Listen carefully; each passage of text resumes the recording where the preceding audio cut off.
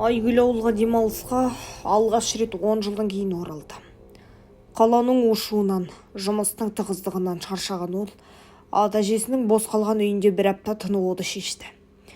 Үй баяғы қалпында. Ағаш еден, ескі пеш, қабырғадағы қоңыр суреттер мен қалың перделер. Бірақ бұл жолы үй оған бұрынғыдан жылы сезілмеді. Түн. Аспанды қою бұлттар жауып, ай көрінбей қалған. Жаңбыр сіркіреп тұрды. Айгүл төсегінде дөңбекшіп жатып ұйықтай алмай қойды. Бір сәтте ол әлдебір дыбыс естіді. Еденнің астынан шыққан әлсіз, бірақ анық естілетін тырсыл. Құдды біреу ағаш тақтайларының астында жүруге тырысып жатқандай. Ол орнынан тұрып, шам жағып, еденге үңілді. Бірақ ештеңе көрінбейді. Бұл үйге тышқандар кіріп кеткен шығар, деді ол өзін жұбатуға тырысып. Келесі күні күн ашылып, ауыл жайқалған күнінде еді. Айгүл үйдің ішін жинастырып, ескі суреттерді қарады. Бұрын бұл үйде ата-әжесі ғана тұратын сияқты еді, бірақ бір сурет назарын аударды. Онда бір белгісіз ер бала бейнеленген, көзі тік қарап тұр. Суреттің артында жазу бар екен: сені ұмыттым, бірақ мен сені ұмытпаймын. Айгүлдің бойын белгісіз үрей биледі. Түнде тағы да сол дыбыс шықты. Бірақ бұл жолы ол әлдеқайда анық және жақын естілді. Еденнің астынан шыққан емес, тура төсегінің астынан шыққандай. Біреу жүгіріп жүргендей. Шам жағып, еденге қарады. Бірақ бәрі тыныш болды. Бір жердегі тақтай сәл шығып тұр екен. Айгүл оны көтеріп көрді. Астында қараңғы қуыс бар. Әлде бір суық леп бетіне соқты. Мүмкін бұл жағдай ескі жертөледен шығар деп ойлады. Бірақ соның өзінде жүрегі алып ұшып, тынысы тарылып кетті. Келесі күні Айгүл ауылдағы көрші апаға барды. Қарт апа бұл үй туралы айтқысы келмейтіндей көрінді. Қызым, кешке дейін үйде болма. Түнде ештеңеге құлақ түрме. Бұл үй оңай үй емес, деді.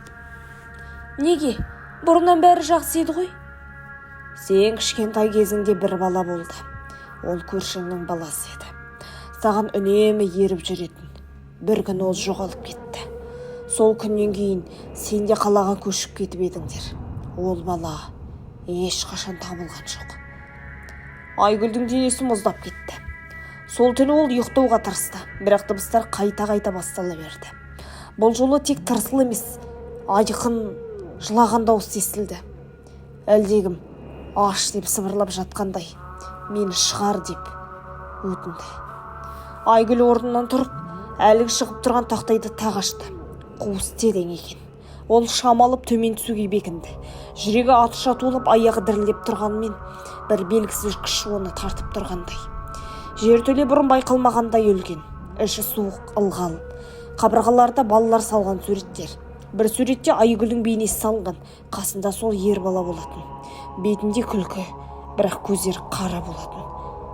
Ол жерде бірақ көз болмады. Төменіректе бір есік бар, тот басқан, ауыр есік. Оны итеріп ашқан сәтте іштен қою қараңғылық төгіліп, салқын леп денесін қарғып өтті. Іште ештеңе көрінбейді, бірақ сыбыр естіледі. Сен келдің бе? Айгүл шошып кері қарай жүгіріп шықты. Жоғары көтеріліп, тақтайды жауып тастады. Ол түні көзіле алмады, дауыстар тоқтамады. Таңертең үйдің ішіндегі барлық айна жарақаттанып қалған. Айгүл ас үйге барғанда еденде баланың ізін көрді. Дымқыл кішкентай аяқ іздері. Сол іздер тақтайға қарай апарады. Күлтай апа келіп қалды. Бет-әлпеті бозарып кеткен. Сен есікті аштың ба? Айгүл үнсіз басын изеді. Оны ашуға болмайтын еді. Ол бала сенен кеткісі келмеген. Ол сенімен ойнағысы келген. Бірақ сен кетіп қалдың. Ол сені күтті. Жылдар бойы күтті. Енді оны тоқтату қиын болады. Сол күннен бастап Айгүлдің әр түні қорқыныштарға айнала бастады. Айнадан баланың бейнесі көрінеді. Дауыстар күшейеді. Еден астынан бірдеңе қозғалатындай. Түстерінде ол бала Айгүлге қарап тұратын. Неге мені тастап кеттің? Күлтай апа ауыл молдасын шақыртты. Молда үйді аралап шықты. Дұға қоды.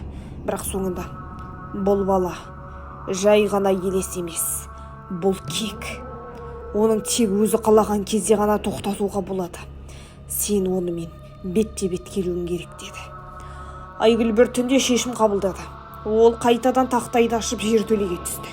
Қараңғыда жүрегі дірілдеп тұрса да, ол есікті қайта ашты. Іште бала тұр, сұрғылт, сүлдері жоқ бейне, бірақ көзі оттай жанып тұр. Сен қайтып келдің. Кешір мені.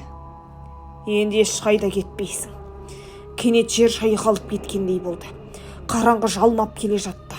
Айгүлдің айқайы естілді. Таңертең Күлтай апа үйге келгенде ешкім таппады. Есіктер ашық, шам жанып тұр. Бірақ Айгүл жоқ. Едендегі тақтай ашық. Астынан суық леп соғып тұр. Сол күннен кейін Айгүлді ешкім көрмеді. Бірақ түнде ескі үйдің жанынан өткендер еден астынан шыққан тырсылмен сыбдырды естиді. Аш, мені шығар. Ол жерден өткендегілер ол дыбысты естігісі келмесе де анық естіп тұратын еді. Ал оның дыбысын естіген адам мәңгі қарғысқа ұшырайтын.